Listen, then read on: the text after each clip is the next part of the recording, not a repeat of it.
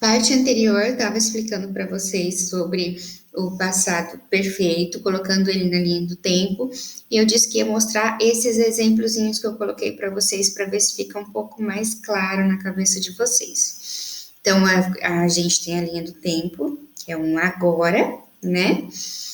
A gente tem uma ação pontual no passado, por exemplo, she told me her name after I had asked her twice. Então, ela me disse o seu nome depois de eu ter perguntado para ela 2 vezes. Então, essa ação aqui, que ela disse o nome, uma ação pontual no passado, só que ela só disse esse nome depois de outra ação ter acontecido, que foi eu ter perguntado 2 vezes. Então, perguntei uma vez, perguntei outra vez e nada. Aí, só depois disso é que ela me respondeu o nome. Então, o fato dela ter respondido, a ação de responder está mais próxima do presente. Por isso, passado simples. É o verbo irregular, que na forma normal é tell, foi para o passado, virou told, né? Lembra dos verbos irregulares no passado simples? Se fosse um verbo regular, ele só acrescentaria de. Agora, essa ação de ter perguntado 2 vezes está antes dessa de ela responder, que também é passado. Por isso, utilizei o passado perfeito, had asked, ok? Que daí o verbo com ed mais o auxiliar had. Vamos ver outro exemplo. When he arrived to the train station, the train had left. O que acontece? Quando ele chegou à estação de trem, o trem já tinha partido, né? Então, olha só, vamos pensar. A gente está aqui 9h30 da manhã. Ele chegou à estação 9h15, mas o trem partiu às 9 horas da manhã. Observe que a ação dele chegar na estação de trem, ela é mais próxima do presente.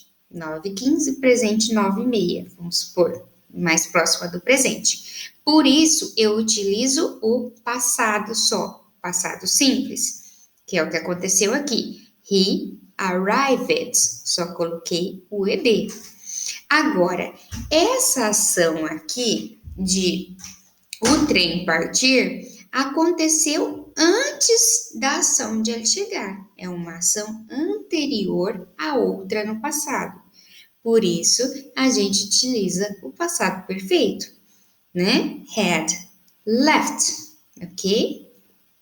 Lembrando que o passado perfeito, o verbo principal, ele precisa estar lá na terceira coluna, que é o particípio. Eu já falei para vocês, sempre expliquei para vocês o que é a terceira coluna, tem lá no final do livro de vocês. Então, sempre pesquisar como que é a forma do verbo na terceira coluna, ok? Esse verbo left, por exemplo, na forma original é leave. E aqui na terceira coluna se tornou left. Então, vamos tentar ver como que funciona a regra, olhando lá para aquela tabela do livro, no final do livro de vocês, como que a gente faz com o passado perfeito na forma afirmativa. A gente vai utilizar I, né, you, he, she, it, todas as pessoas aqui, e o had, que é o verbo auxiliar, mais o verbo principal na terceira coluna e o continuando da frase. Essa é a forma afirmativa. Na forma negativa, o mesmo procedimento, mas vocês precisam acrescentar o not, que vem na forma contraída, had not, ok?